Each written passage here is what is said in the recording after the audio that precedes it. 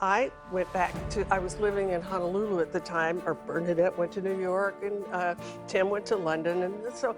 Carol Burnett is a name forever etched in the history of American television. Known for her infectious laughter, impeccable comedic timing, and groundbreaking variety show, she brought joy to millions across the world. But behind the curtain of laughter and lighthearted sketches lies a moment so raw, so emotionally powerful, that Burnett herself has never been able to revisit it. Is my car fixed yet? It's the Studebaker, you know, the one with the little doggy in the window. That line opened one of the most haunting comedy sketches ever aired. It came from the queen of laughter herself, Carol Burnett. For 11 years, she made America laugh. But in 1977, she did something different, something that brought her entire crew to tears. The episode aired only once and broke the hearts of millions. Critics hailed it as brilliant. Awards followed, but Carol never watched it again. Not once in 47 years. Why? Because it was too real, too personal. What could make America's funniest woman unable to face her own performance? A painful beginning. On April 26, 1933, Carol Burnett was born in San Antonio, Texas. Her early years, however, were hardly idyllic. Her parents were both drinkers. Despite his inability to hold down a job, her father worked at a movie theater. Due to her addiction, her mother was emotionally distant. Carol was familiar with the sensation of abandonment from the time she was able to walk. Later, alcohol-related illnesses would claim the lives of her parents. The world was unsteady and lonely. Carol also learned early on that she could avoid discomfort by laughing. A grandmother's love and a cramped escape to Hollywood, her parents eventually gave up entirely. Mabel White, Carol's maternal grandma, took her in. They relocated to Hollywood in 1940 for survival, not glory. Surrounded by addicts and shattered souls, they shared a small room in a dilapidated boarding house. They barely had enough money to eat on $20 a week. Unconditional love, however, was something Carol had never experienced before. Everything was in disarray. It wasn't good. However, she was secure. The birth of Karen, her imaginary twin. Carol was able to find a creative way to escape from this terrible reality. Karen is a fictional twin that she created. Karen was confident, attractive, and always smiling. Everything Carol dreamed she could be. Even the renters thought Karen was real since she put so much effort into the role. Carol would change her hair and clothes, flee up the fire escape, and then resurface as Karen. She would return as herself a few moments later. The majority of these adults, who were barely surviving, had faith in Karen. It demonstrated Carol's ability and their need for a happy belief. The magic of the movies and survival in the shadows. Carol and her grandmother managed to save 25 cents every Saturday, which was more than 10% of their weekly salary, so they could go to the movies. Carol was spared the deteriorating walls and starvation for a few hours. The stars moved. They shared a kiss. Life was lovely and in order. However, the struggle resumed when the lights were turned back on. They stole toilet paper from the cinema restroom since they couldn't buy it. Shame wasn't involved. It was a matter of survival. She was 7 years old when she heard Tarzan's shout reverberate across the auditorium. At home, she started imitating it and painstakingly improving it.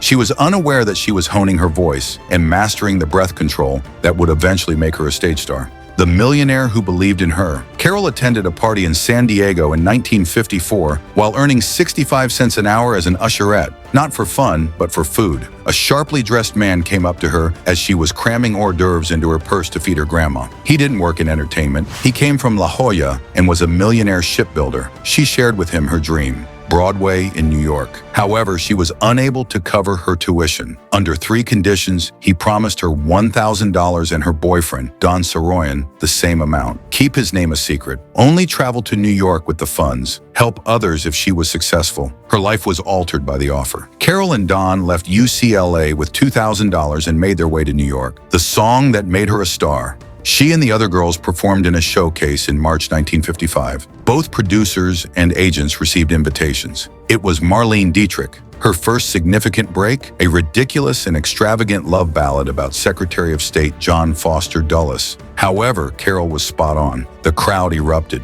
She soon appeared on The Ed Sullivan Show and subsequently The Jack Paar Show. With trembling knees, she took the stage at Sullivan's on January 6, 1957. People were yelling with amusement toward the conclusion, Broadway's stardom and paying it forward. Everything changed in 1959. In Once Upon a Mattress, Carol was cast in the starring role. She portrayed Princess Winifred, who was boisterous, awkward, and not at all like a princess from a fairy tale. The program was a huge success. She was nominated for her first Tony and she paid back the entire $2,000 on June 22, 1959, precisely 5 years after getting the anonymous loan. The man didn't answer. He didn't reveal his identity. However, she fulfilled her pledge by assisting others in rising as well. Carol was earning $500 a week by that point. It had the feel of a dream, and she was only beginning. The sketch that was too real to watch again. After years of hard work and laughter, Carol Burnett became a household name. Her variety show ran for 11 years. America adored her. But in 1977, she aired a sketch, Is My Car Fixed Yet? The Studebaker skit with the little doggy in the window.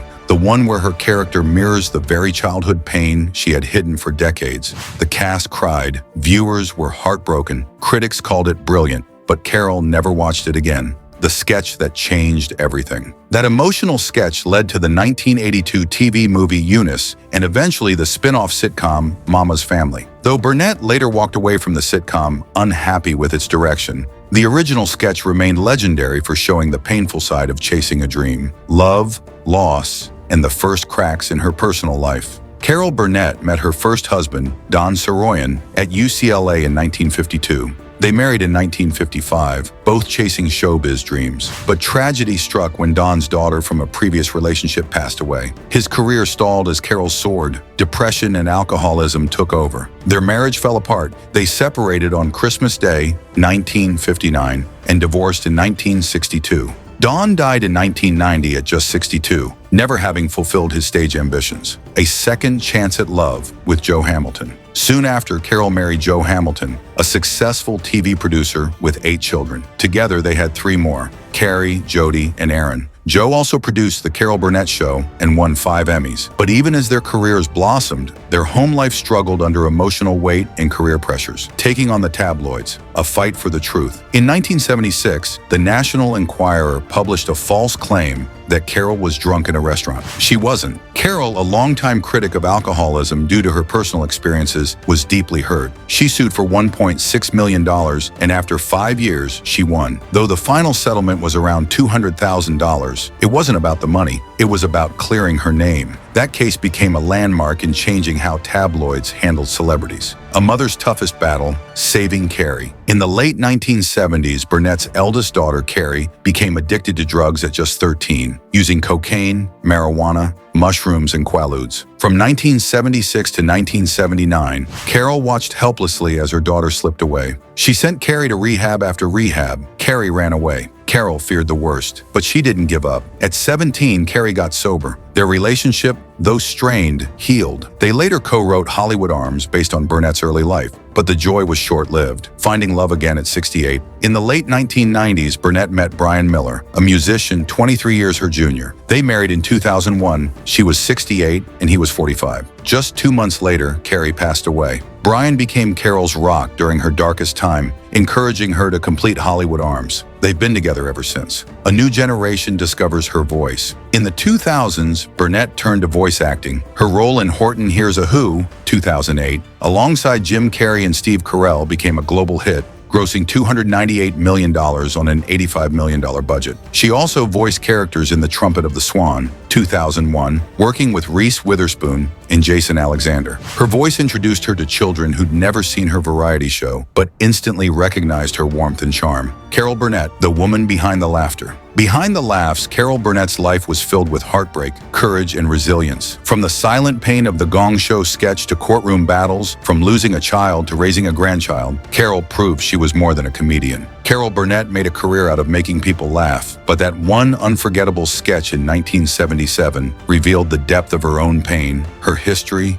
and her heart. It reminded us that even legends carry invisible wounds. And sometimes laughter is just the mask we wear to survive. While she continues to be celebrated as a comedy icon, it's the vulnerability she showed in that rare, unscripted moment that still resonates with fans decades later. It's a testament to the power of performance and the resilience of a woman who gave everything to her craft, even the parts that hurt the most.